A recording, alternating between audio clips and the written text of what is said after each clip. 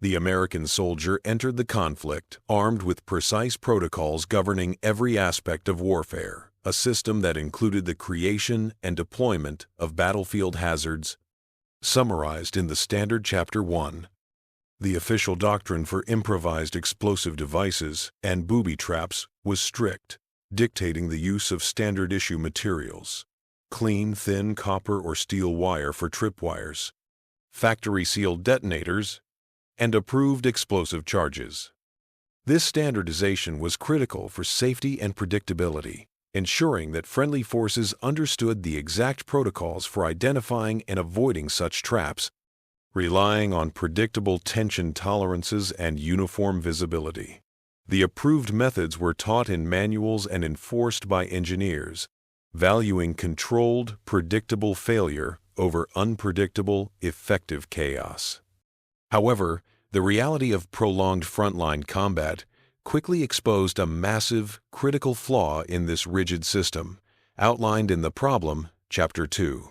The standard-issue tripwires' thin, reflective wires were too visible, often glistening under low light or easily spotted by enemy patrols trained to sweep their eyes for linear metallic glints. Furthermore, the relentless rain, mud, and humidity of many combat zones compromised the standard detonators, leading to numerous misfires, costly delays, and, more dangerously, live traps that friendly forces struggled to clear. This created a strategic blind spot. Enemy reconnaissance teams and light armored vehicles quickly learned to identify and circumvent standard IED setups, operating with impunity in areas that were supposedly trapped. This gap between doctrine and reality forced one particular soldier to embrace the innovation. Chapter 3. Creating a solution from the deepest parts of battlefield waste. He realized that the flaw wasn't in the explosive, but in the trigger. He scavenged a discarded, heavily rusted shovel, the kind deemed unfit for service, broke off the wooden handle, and separated the iron shovel head from the shaft. Cutting the brittle, heavily oxidized shovel head into razor-thin strips, he then hammered these into a near-invisible, dull brown tripwire. This rusted shovel tripwire, combined with a pressure plate trigger devised from salvaged scrap metal, was perfectly camouflaged against the dark, muddy earth, carrying no metallic sheen and providing the ideal low-tension, disposable trigger mechanism. It was non-standard, inherently unsafe according to protocol, but guaranteed two things: utter invisibility and functional reliability where the military's approved gear had failed. The soldier's ingenious, yet non-standard, creation immediately triggered bureaucratic panic, leading to the banned chapter from the rigid military command structure. Safety officers and engineering command reacted with immediate disdain and fury. The improvised device violated every rule of standardization and safety. The use of unpredictable battlefield scrap was deemed wildly dangerous, both to friendly forces and to the supply chain. The orders were swift and unequivocal. All non-standard garbage-based traps were forbidden, to be dismantled and reported immediately. Despite the immediate effectiveness demonstrated in preliminary field tests, the command prioritized uniformity and textbook compliance over empirical results, officially branding the shovel tripwire as an unauthorized cowboy contraption. The soldier was severely reprimanded and forced to dismantle his tested traps, but the lesson and the hidden blueprints remained. This bureaucratic interlude was soon shattered by a critical tactical failure involving the target. Chapter 5. A crucial enemy scout car, a lightly armored reconnaissance vehicle, had been operating with impunity through a supposedly secured and trapped sector. This scout car was providing the enemy with vital intelligence on friendly troop movements, exploiting the known predictability and visibility of the standard-issue tripwires to bypass every trap laid for it. The vehicle was operating with complete confidence, its presence undermining the entire defensive line and costing American lives. The high-value target and its crew, secure in their belief that the area was neutralized, drove precisely where they should not have, setting the stage for the improvised weapons necessary. Unauthorized return. Seeing the critical danger and the complete failure of the approved methods, the soldier quietly and desperately rebuilt his weapon, utilizing the scavenged parts he had secretly held onto. This moment of necessary defiance culminated in the execution, Chapter 6. Working under the cover of darkness, the soldier emplaced his rusted shovel tripwire device in a critical choke point.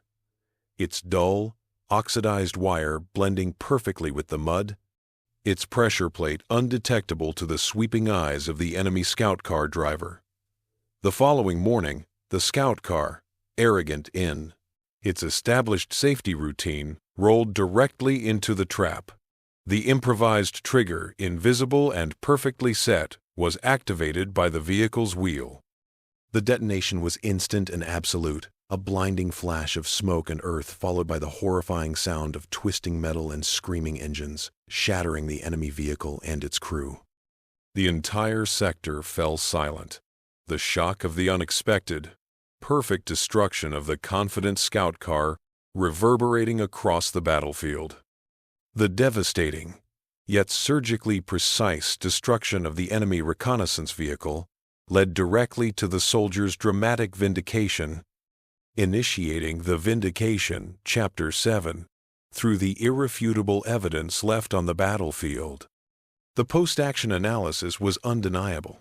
Every standard booby trap in the area remained untouched, its easily spotted wires still visible, confirming the enemy's successful circumvention. Only the single, undetectable, non-standard device had functioned. The investigation into the incident quickly centered on the unique, oxidized metal remnants found at the blast site, the physical proof of the rusted shovel tripwire. The resulting after-action report detailed the sheer stealth of the improvised trigger, confirming that the very garbage elements that had caused the device to be banned were the precise reasons for its perfect success. Command was forced into a humiliating concession. The arbitrary adherence to standardization had nearly cost the company its defensive integrity, and the unauthorized, inventive defiance of one man had saved it. The scorn and mockery vanished instantly, replaced by awe and reluctant respect for the genius of necessity.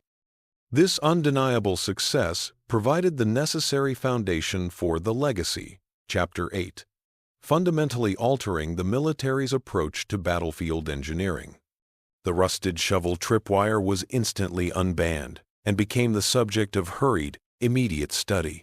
Its design, principles utilizing non-reflective, low-tension, camouflage debris were quickly adopted, becoming a key feature in the next generation of improvised explosive device. Instruction.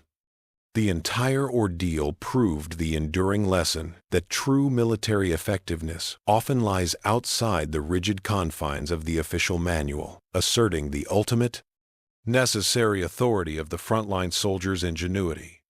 The story of the prototype tripwire became a permanent, celebrated legend, illustrating that the debris of a battlefield, when coupled with desperate invention, holds a lethal potential far exceeding the clean, predictable designs of the supply depot.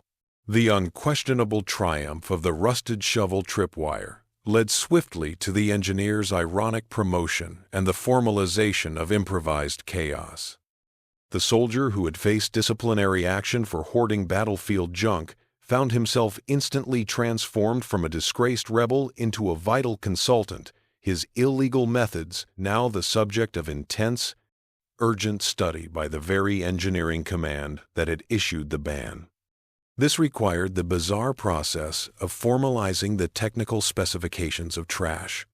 Engineers were now tasked with defining the acceptable level of oxidation, the ideal gauge of non-reflective scrap metal, and the necessary camouflage techniques derived directly from the soldier's original improvised setup. The new section of the field manual, dedicated entirely to non-standard, low-visibility trigger mechanisms, bore the unmistakable philosophical signature of the original shovel, effectively institutionalizing the principle of using local, non-reflective materials to defeat enemy optics and vigilance. The greatest irony was that the soldier was often pulled from the field and tasked with teaching his own banned methodologies, instructing fresh contingents of engineers on how to defy the initial official guidelines, creating an entire generation of sappers trained to look for lethal potential in scrap. This institutional shift proved irreversible. The enemy quickly learned that the American battlefields were now saturated with invisible, unpredictable threats, forcing them to adopt agonizingly slow and meticulous countermeasures, drastically impacting their tactical speed and intelligence gathering. While the original soldier's exact fate varied, some reports suggest a fast-track promotion and medal, others a quiet reassignment to instructional duty. His personal legacy was sealed. He had proven that true ingenuity and specialized adaptation, even when derived from a discarded, rusted shovel, could permanently change the dynamics of warfare, demonstrating that the ultimate source of military innovation often lies not in the high-tech laboratory, but in the desperate, creative hands of the man on the ground.